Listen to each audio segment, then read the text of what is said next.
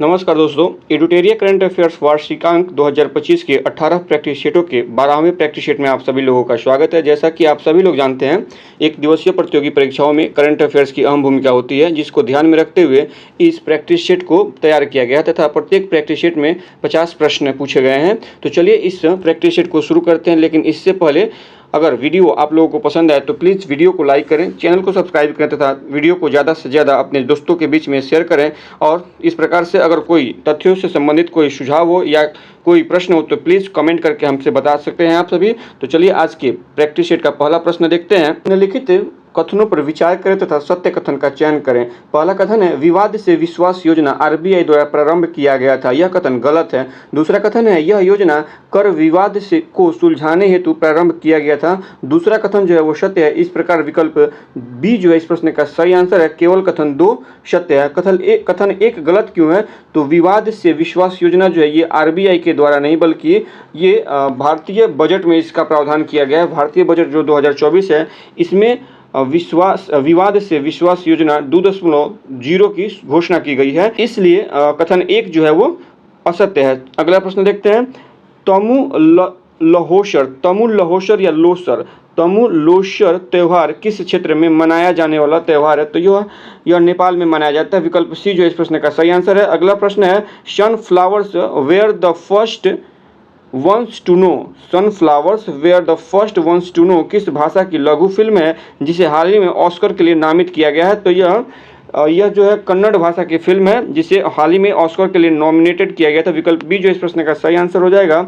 अगर Oscar film से Oscar पुरस्कार से संबंधित कुछ अन्य तथ्यों को देखें तो ये जो पुरस्कार दिया गया है इस बार मार्च में इसका आयोजन किया गया था। तो यह इसका 97 इसका संस्करण था।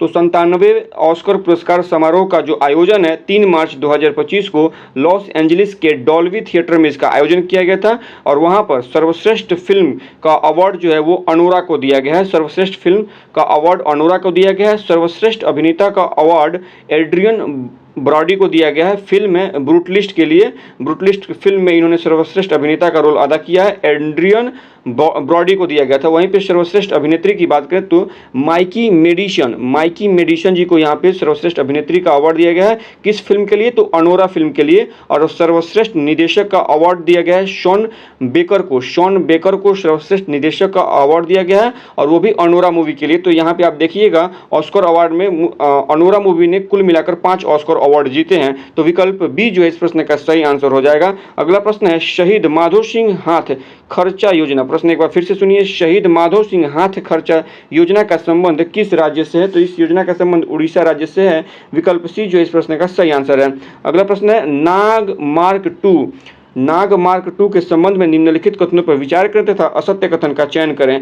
पहला कथन है, नागमार्क 2 एक fire and forget anti tank guided missile है। यह कथन सत्य है। दूसरा कथन है, इसका विकास जो है रक्षा अनुसंधान एवं विकास संगठन के द्वारा किया गया है। यह कथन भी सत्य है। इस प्रकार से विकल्प डी जो है इस प्रश्न का सही आंसर हो जाएगा। कथन न तो कथन 1 और न ही 2 असत्य हैं। ठीक है, तो विकल्प डी जो है इस प्रश्न का सही आंसर है। अगला प्रश्न देखते हैं, पीएम सूर्यघर मुफ्त बिजली योजना के संबंध में निम्नलिखित कथनों पर विचार करें तथा सत्य कथन का चयन करें। यह फरवरी 2024 में प्रारंभ की गई थी। यह कथन बिल्कुल सत्य है। दूसरा कथन है कि इसका उद्देश्य 2 करोड़ घरों को मुफ्त बिजली उपलब्ध कराना है। यह कथन गलत है। तीसरा कथन है, इस योजना के तहत सौर ऊर्जा के उपयोग को बढ़ावा देने के लिए सब्सिडी प्रदान की जाती है। यह कथन भी सही है। इस प्रकार से देखेंगे तो विकल्प सी जो इस प्रश्न का सही आंसर हो जाएगा। केवल कथन 1 और 3 जो है वो सत्य है। इसके अलावा अगर हम इस योजना के बारे में और चर्चा करें तो यह योजना जो है इस योजना के तहत 78,000 रुपये की सब्सिडी मिलती है और 300 यूनिट तक बिजली बिल शून्य हो जाता है। इस योजना का जो लक्ष्य है वर्ष 2027 तक 1 करोड़ भारतीय परिवारों की छतों पर सोलर पैनल लगाना है। 2 करोड़ घरों को मुफ्त बिजली देने का लक्ष्य नहीं रखा गया है। भारतीय परिवारों की छतों पर 1 करोड़ भारतीय परिवारों की छतों पर सोलर पैनल लगाने का लक्ष्य रखा गया है। इसलिए कथन 2 जो है ये गलत है और विकल्प सी जो है इस प्रश्न का सही आंसर हो जाता है। कथन 1 और 3 सत्य है। अगला प्रश्न देखते हैं, भारत की डिजिटल अर्थव्यवस्था का आकलन और माप नामक रिपोर्ट किसके द्वारा प्रकाशित की गई है? प्रश्न एक बार फिर से सुन लीजिएगा कि भारत की डिजिटल अर्थव्यवस्था का आकलन और माप नामक रिपोर्ट किसके द्वारा प्रकाशित की गई है? तो यह इलेक्ट्रॉनिक्स और सूचना प्रौद्योगिकी मंत्रालय मंत्रालय के द्वारा यह रिपोर्ट प्रकाशित की गई है। विकल्प बी जो है इस प्रश्न का सही आंसर है। अगला प्रश्न है कि राष्ट्रीय जनजाति स्वास्थ्य सम्मेलन 2025 के संबंध में निम्न में से कौन सा असत्य है? तो इसका जो असत्य कथन है वो विकल्प डी जो है यह असत्य है। कैसे असत्य है? अनुसंधान के लिए मध्य प्रदेश में एक जनजातीय ब्लॉक को अपनाने के लिए आशय पत्र पर हस्ताक्षर किया गया है। यह मध्य प्रदेश में नहीं किया गया है बल्कि ओडिशा के जनजातीय ब्लॉक को अपनाने के लिए एक आशय पत्र पर हस्ताक्षर किया गया है। यह मध्य प्रदेश नहीं होगा बल्कि उड़ीसा होगा, इसलिए यह कथन डी जो है वो असत्य है। अगला प्रश्न देखते हैं, भारत यूरोड्रोन कार्यक्रम में पर्यवेक्षक राष्ट्र के रूप में शामिल हुआ। प्रश्न एक बार फिर से सुनिए, भारत यूरोड्रोन कार्यक्रम में पर्यवेक्षक राष्ट्र के रूप में शामिल हुआ। इस कार्यक्रम में निम्न में से कौन सा देश शामिल नहीं है? तो इसमें संयुक्त राज्य अमेरिका शामिल नहीं है। इसमें कौन कौन से देश शामिल है? फ्रांस है, जर्मनी है, इटली है और एक अन्य देश है स्पेन। अर्थात स्पेन, फ्रांस, इटली और जर्मनी इस कार्यक्रम में शामिल है। संयुक्त राज्य अमेरिका इसमें शामिल नहीं है। तो विकल्प ए जो इस प्रश्न का सही आंसर हो जाएगा। अगर बात करें यूरोड्रोन कार्यक्रम की कि यह क्या है, तो यह एक यूरोपीय संयुक्त पहल है जिसका उद्देश्य MQ-9B, इसका उद्देश्य क्या है? MQ-9B तथा जो ये MQ-9B रीपर जैसे अमेरिकी और हेरोन जैसे इजरायली ड्रोन पर यूरोप की निर्भरता कम करके रक्षा प्रौद्योगिकी में यूरोपीय आत्मनिर्भरता को बढ़ावा देने के लिए इस कार्यक्रम का आयोजन जो है वो किया गया था। तो विकल्प ए जो है इस प्रश्न का सही आंसर है। अगला प्रश्न है, एरोस्पेस और रक्षा इकाई तथा रोजगार प्रोत्साहन नीति 2024 किस राज्य की पहल है? प्रश्न एक बार फिर से सुन लीजिए, एरोस्पेस और रक्षा इकाई तथा रोजगार प्रोत्साहन नीति वर्ष 2024 किस राज्य की पहल है? तो यह उत्तर प्रदेश राज्य की पहल है। विकल्प सी जो इस प्रश्न का सही आंसर है। अगला प्रश्न है, मिलान करें आयोजन है और इसका आयोजन किस राज्य में किया गया है? यह यहाँ पे मिलान करना है। तो गुणोत्सव जो योजना है, आयोजन है, गुणोत्सव आयोजन जो है यह असम राज्य में किया गया था। विकल्प ए का यहाँ पे हम 2 के साथ मिलान करेंगे। उसके बाद गान नगाई उत्सव किस राज्य में मनाया गया है? तो यह मणिपुर में मनाया गया है। यहाँ पे बी का 1 के साथ मैच हो जाएगा। पंगसो दर्रा अंतर्राष्ट्रीय महोत्सव 2025 का आयोजन कहाँ किया गया था? तो यह आयोजन अरुणाचल प्रदेश में किया गया था। सी का मिलान यहाँ पे 4 से हो जाएगा और सुभद्रा योजना का योजना का आयोजन जो है ये ओडिशा राज्य में किया गया था। तो डी का मिलान जो है यहाँ पे आप देखेंगे कि 3 से हो जाएगा। इस प्रकार से विकल्प बी जो है इस प्रश्न का सही आंसर हो जाएगा। विकल्प बी जो है इस प्रकार का इसका सही आंसर हो जाएगा। ठीक है, अगला प्रश्न देखते हैं, भारत के पहले जैविक मत्स्य पालन क्लस्टर का शुभारंभ कहाँ किया गया है? भारत के पहले जैविक मत्स्य पालन क्लस्टर का शुभारंभ कहाँ किया गया है? तो यह सिक्किम राज्य में किया गया है। विकल्प सी जो है इस प्रश्न का सही आंसर है। अगला प्रश्न है, दुनिया के सबसे कम उम्र के फीडे रेटेड शतरंज खिलाड़ी कौन बने हैं? प्रश्न एक बार फिर से सुन लीजिए कि दुनिया के सबसे कम उम्र के फीडे रेटेड शतरंज खिलाड़ी कौन बने हैं? तो यह अनीश सरकार बने हैं। विकल्प सी जो है इस प्रश्न का सही आंसर है। अगला प्रश्न है, रामसर कन्वेंशन के तहत वेटलैंड सिटी के रूप में मान्यता प्राप्त करने वाले पहले भारतीय शहर निम्न में से कौन से हैं? रामसर कन्वेंशन के तहत वेटलैंड सिटी के रूप में मान्यता प्राप्त करने वाले पहले भारतीय शहर निम्न में से कौन से हैं? तो यह इंदौर और उदयपुर है। विकल्प डी जो है इस प्रश्न का सही आंसर हो जाएगा। कथन ए तथा बी दोनों सत्य हैं, अर्थात इंदौर और उदयपुर है। ठीक है, अगला प्रश्न देखते हैं, राष्ट्रीय महत्वपूर्ण खनिज मिशन के संबंध में निम्नलिखित कथनों पर विचार करें तथा सत्य कथन का चयन करें। पहला कथन है कि इसका उद्देश्य प्रौद्योगिकी और रक्षा विनिर्माण के लिए आवश्यक प्रमुख खनिजों के घरेलू उत्पादन को बढ़ावा देना है। ठीक है, तो पहला कथन जो है वो सत्य है। दूसरा कथन है, यह मिशन लिथियम, कोबाल्ट, तांबा, निकेल और दुर्लभ पृथ्वी तत्वों जैसे खनिजों पर ध्यान केंद्रित करता है। यह कथन भी सत्य है। इस प्रकार से विकल्प सी जो इस प्रश्न का सही आंसर हो जाएगा। कथन 1 तथा 2 दोनों सत्य हैं। अगला प्रश्न देखते हैं, वर्ष 2024 का बुकर पुरस्कार किस लेखिका को प्रदान किया गया? यह समंथा हार्वे जी को दिया गया था। विकल्प बी जो इस प्रश्न का सही आंसर है। समंथा हार्वे जी को वर्ष 2024 का बुकर पुरस्कार दिया गया था। किसके लिए? उनकी रचना का नाम क्या है? तो ऑर्बिटल उनकी रचना है जिसके लिए वर्ष 2024 का बुकर पुरस्कार उन्हें दिया गया था। अगर बात करें वर्ष 2025 की बुकर पुरस्कार की, तो बानू मुश्ताक जी को वर्ष 2025 का बुकर पुरस्कार दिया गया है और उनकी रचना है हार्ट लैम्प के लिए बानू मुश्ताक जी को वर्ष 2025 का बुकर पुरस्कार दिया गया है। ठीक है, तो विकल्प बी जो इस प्रश्न का सही आंसर है। अगला प्रश्न है, लिव इन रिलेशनशिप को मान्यता प्रदान करने वाली जनजाति समुदाय कौन सी है? तो इस जनजाति समुदाय का नाम है कोंडा रेड्डी। विकल्प सी जो है इस प्रश्न का सही आंसर है। प्रश्न एक बार फिर से सुन लीजिए, लिव इन रिलेशनशिप को मान्यता प्रदान करने वाली जनजाति समुदाय कौन सी है? तो कोंडा रेड्डी है। विकल्प सी जो इस प्रश्न का सही आंसर है। अगला प्रश्न है कि भारत की भारत की आर्थिक समीक्षा वर्ष 2024-25 के संबंध में निम्नलिखित कथनों पर विचार करें तथा सत्य कथन का चयन करें। तो पहला कथन है, वर्ष 2025 में भारत की वास्तविक जीडीपी एवं जीवीए वृद्धि दर का अनुपात 6.4 है। 6.4 है। तो कथन एक जो है इसका सही आंसर सही है। कथन दूसरा देखते हैं, बेरोजगारी दर वर्ष 2023-24 में 3.2% रह गई है। यह कथन भी सही है। तीसरा कथन है, विश्व के शीर्ष पेटेंट दाखिल करने वाले देशों के कार्यालयों में भारत 6वें स्थान पर है। यह कथन भी सही है। इस प्रकार से कथन 1, 2 तथा 3 तीनों सत्य हैं। विकल्प डी जो है इस प्रश्न का सही आंसर है। अगला प्रश्न देखते हैं, जनवरी 2025 में माउंट ईबू ज्वालामुखी फटा।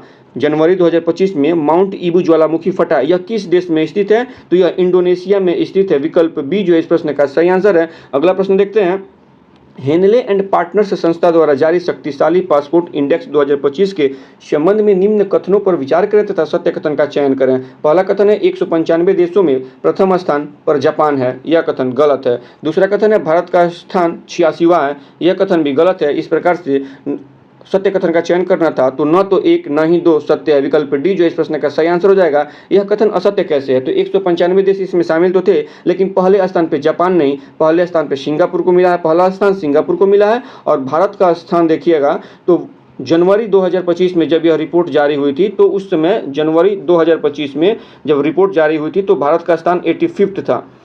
ठीक है, लेकिन जैसे ही ये रिपोर्ट दोबारा जारी हुई है, और दोबारा कब? जुलाई 2025 में, जुलाई 2025 में ये रिपोर्ट दोबारा जारी हुई थी, उस समय भारत का स्थान जो था वो 77वां हो चुका था। इसलिए कथन दोनों जो है 1 और 2 गलत हैं। अगला प्रश्न देखते हैं, हाल ही में किस टेनिस खिलाड़ी ने टेनिस इतिहास में सबसे ज़्यादा ग्रैंड स्लैम मैच खेलने का रिकॉर्ड बनाया है? तो ये नोवाक जोकोविच जी ने बनाया है। विकल्प ए जो है इस प्रश्न का सही आंसर है।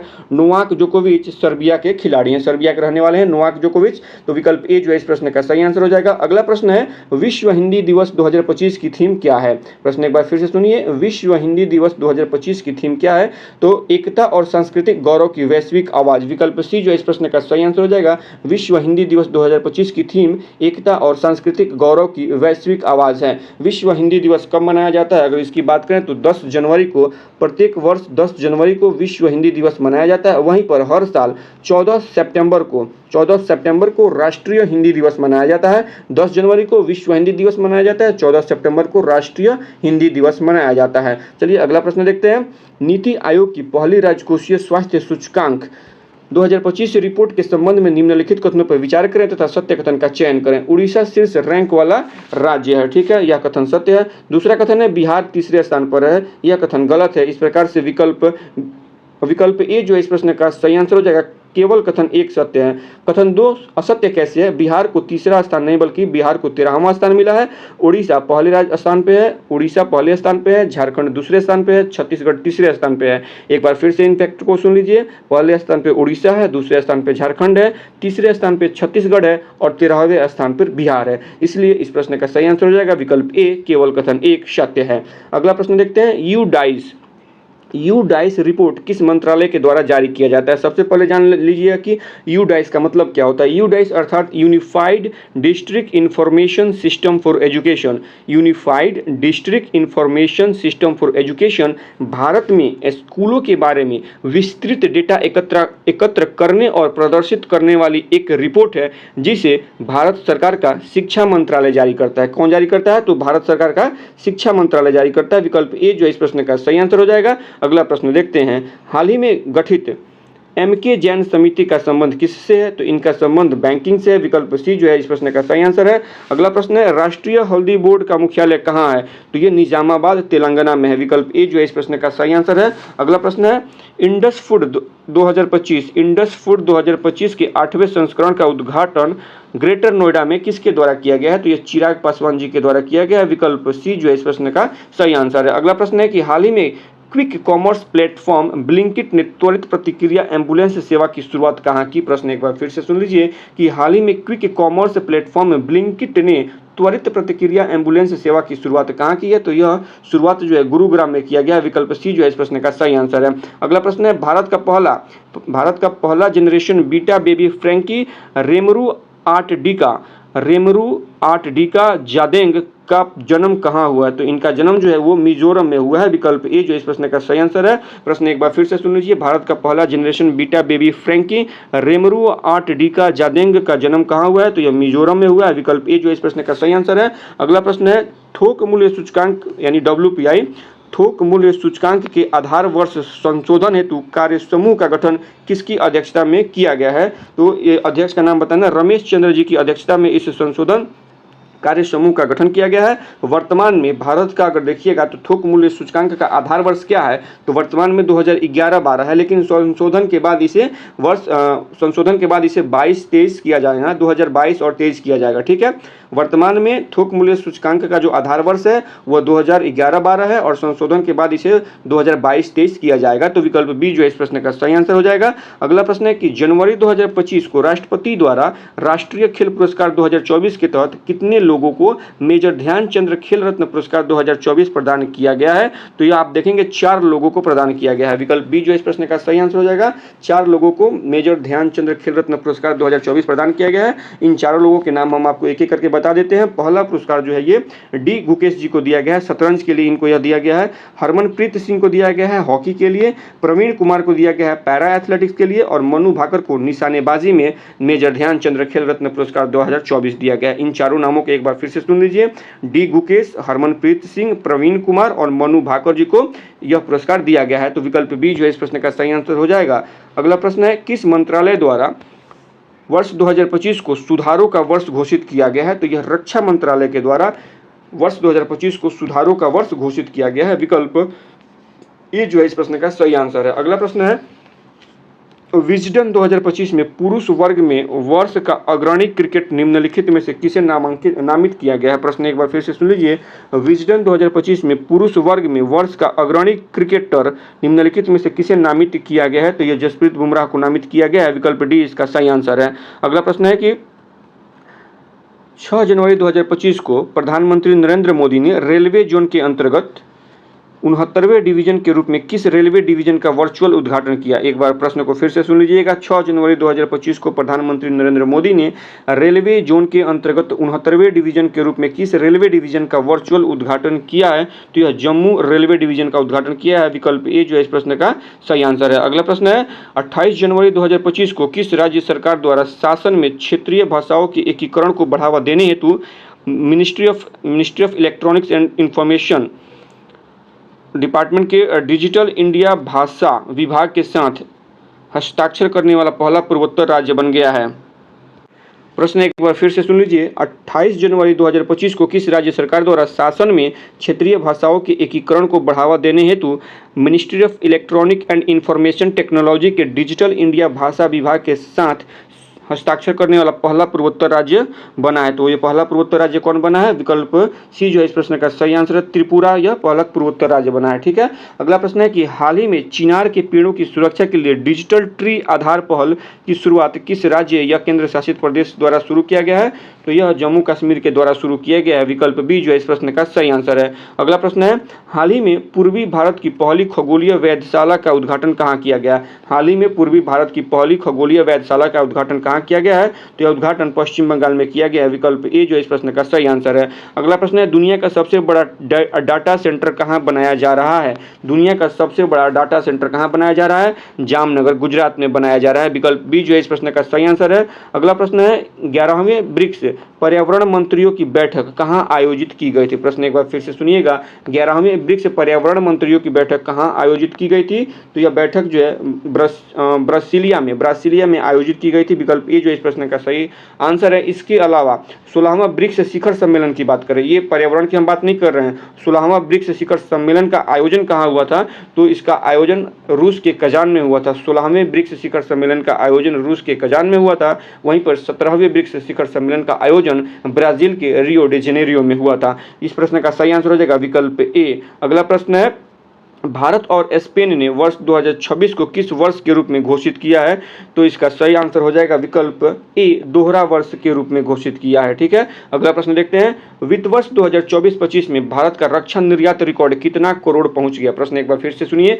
वित्त वर्ष 2024-25 में भारत का रक्षा निर्यात रिकॉर्ड कितना करोड़ पहुंच गया है? तो यह 23,622 करोड़ रुपया पहुंच गया है। 23,622 करोड़, अर्थात विकल्प बी जो इस प्रश्न का सही आंसर है। अगला प्रश्न है, 30 जनवरी 2025 को सार्वजनिक स्वास्थ्य के लिए खतरे के रूप में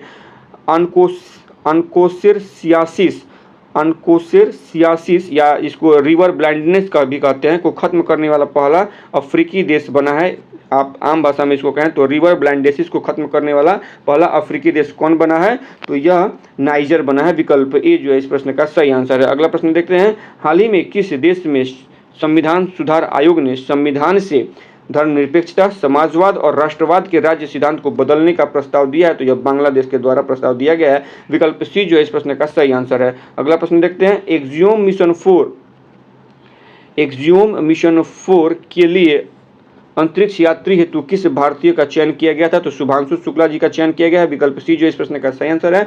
शुभांशु शुक्ला जी लखनऊ के रहने वाले हैं। इसके अलावा ये एक्सियोम मिशन 4 कब लॉन्च किया गया था? अगर इसकी बात करें तो यह 25 जून 2025 को नासा के कैनेडी स्पेस सेंटर फ्लोरिडा से इसको लॉन्च किया गया था। नासा के कैनेडी स्पेस सेंटर फ्लोरिडा से इसको लॉन्च किया गया था। इस मिशन के पायलट कौन थे? तो शुभांशु शुक्ला इस मिशन के पायलट थे। और फ्लाइट डायरेक्टर कौन थी? इस मिशन की फ्लाइट डायरेक्टर पैगी विटसन इस मिशन की फ्लाइट डायरेक्टर थी। अगर बात करें ये अंतरिक्ष स्टेशन से कब ये लोग रिटर्न लौट के धरती पे कब आए हैं? तो 15 जुलाई 2025 को स्पेसएक्स के ड्रैगन, जिसका नाम ग्रेस है, स्पेसएक्स के ड्रैगन ग्रेस पर ये सवार होकर कैलिफोर्निया के तट पर इन्होंने लैंड किया है। तो विकल्प सी जो इस प्रश्न का सही आंसर है। अगला प्रश्न है, भारत के उस स्टार्टअप का नाम बताएं जिसने भारत का पहला इलेक्ट्रिक वर्टिकल टेक ऑफ और लैंडिंग एयर टैक्सी प्रोटोटाइप शून्य पेश किया है। प्रश्न एक बार फिर से सुन लीजिएगा। भारत के उस स्टार्टअप का नाम बताएं जिसने भारत का पहला इलेक्ट्रिक वर्टिकल टेक ऑफ और लैंडिंग एयर टैक्सी प्रोटोटाइप शून्य पेश किया है। तो इसका नाम है, इस स्टार्टअप का क्या नाम है? सरला एविएशन इसका नाम है। विकल्प ए जो इस प्रश्न का सही आंसर है। सरला एविएशन ने प्रोटोटाइप शून्य पेश किया है। ठीक है, अगला प्रश्न देखते हैं। भारत के 6G वायरलेस संचार के लिए ऑप्टिकल ट्रांसीवर चिपसेट विकसित करने के लिए C. किसकी साझेदारी से आगे बढ़ रही है? प्रश्न थोड़ा सा लंबा है, एक बार फिर इसको सुनिएगा। भारत के 6G वायरलेस संचार के लिए ऑप्टिकल ट्रांसीवर चिपसेट विकसित करने के लिए C. किसकी समझदारी से आगे बढ़ रही है? तो यह IIT बॉम्बे की साझेदारी से आगे बढ़ रही है। विकल्प ए जो इस प्रश्न का सही आंसर है। अगला प्रश्न देखते हैं। उत्तराखंड सरकार ने राज्य की भूतापीय ऊर्जा क्षमता को विकसित करने के लिए किस देश के साथ साझेदारी की है? तो आइसलैंड के साथ साझेदारी की है। विकल्प बी जो इस प्रश्न का सही आंसर है। अगर बात करें उत्तराखंड सरकार की तो उत्तराखंड भारत का पहला राज्य है जिसने UCC सामान्य नागरिक संहिता लागू किया। और कब लागू किया? तो 7 फरवरी 2024 को उत्तराखंड ने समान नागरिक संहिता को लागू किया है। अगर बात करें UCC संविधान के किस आर्टिकल में है? तो आर्टिकल 44 में अर्थात 44 में UCC का वर्णन किया गया है। तो इस प्रकार से विकल्प बी जो इस प्रश्न का सही आंसर है। अगला प्रश्न है, जनवरी 2025 में रूसी राष्ट्रपति व्लादिमीर पुतिन द्वारा किस एक देश के साथ 20 वर्षीय व्यापक रणनीति साझेदारी संधि पर हस्ताक्षर किया गया है? तो यह जो हस्ताक्षर है वो ईरान के साथ किया गया है। विकल्प सी जो इस प्रश्न का सही आंसर है। अगला प्रश्न देखते हैं। भारत मौसम विज्ञान विभाग द्वारा 15 जनवरी 2025 को अपनी कौन सी वर्षगांठ मनाई गई है? तो 150वीं वर्षगांठ मनाई गई है। विकल्प सी जो इस प्रश्न का सही आंसर हो जाएगा। अगला प्रश्न है, अगला और ये अंतिम प्रश्न है कि श्रम एवं रोजगार मंत्रालय ने राष्ट्रीय करियर सेवा पोर्टल पर गिग और लॉजिस्टिक भूमिकाओं को सूचीबद्ध करने के लिए किस ऑनलाइन प्लेटफॉर्म के साथ समझौता ज्ञापन पर हस्ताक्षर किया है? तो यह हस्ताक्षर जो है स्विगी के साथ किया गया है। विकल्प सी जो इस प्रश्न का सही आंसर है। प्रश्न एक बार फिर से सुन लीजिए। श्रम एवं रोजगार मंत्रालय ने राष्ट्रीय करियर सेवा पोर्टल पर गिग और लॉजिस्टिक भूमिकाओं को सूचीबद्ध करने के लिए किस ऑनलाइन प्लेटफॉर्म के साथ समझौता ज्ञापन पर हस्ताक्षर किया है? तो यह हस्ताक्षर जो है ये स्विगी के साथ किया गया है। विकल्प सी जो है इस प्रश्न का सही आंसर है। तो फिर इस प्रकार से यह प्रैक्टिस सेट जो है यहाँ पे समाप्त होता है। वीडियो संबंधित अगर कोई सुझाव हो तो प्लीज़ कमेंट करके बताएं। और इस सीरीज के 13वें प्रैक्टिस सेट में कल फिर मुलाकात होगी। तब तक के लिए धन्यवाद।